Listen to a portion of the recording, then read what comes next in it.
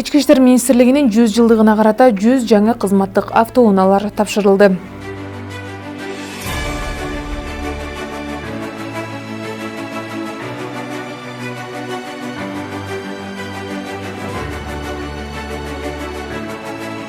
Бүгүн 2024 жылдын 3-сентябрь күнү Ички иштер министрлигинин бөлүктөрүнө 100 жаңы кызматтык унааларды тапшыруу иш-чарасы өттү. Ага Кыргыз Республикасынын министрлер кабинетинин төрагасы Акылбек Жапаров, Ички иштер министри Улан Ниязбеков жана анын орун басарлары катышты.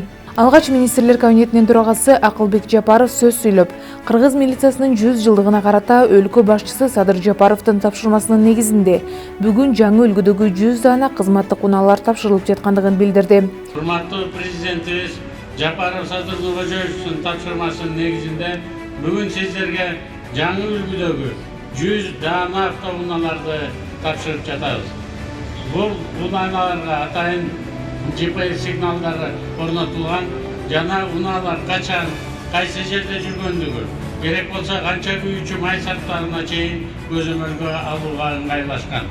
Унааларды өлкөбүздөгү маанилүү жана өзгөчө маанилүү объектилерди кайтарууга алган күзөт кызматына, эл менен түздөн-түз иштеген жер-жердеги аймактык тескөөчүлөргө, ыкчам кызматтарга жана коомчулукка сервистик тейлөө көрсөткөн айылдык, шаардык ички иштер бөлүмдөрүнө берип жатабыз. Аталган 100 унааны Ички иштер министрлиги өзү сатып алгандыгын белгилей кетмекчимин.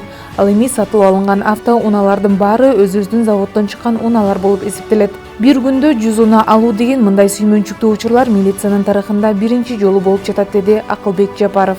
Талдоо боюнча карап көргөндө Ички иштер министрлигинин автопаркы 2009 жылы 45-50% жаңыланып, андан бери 2021 жылга чейин жаңыланган эмес.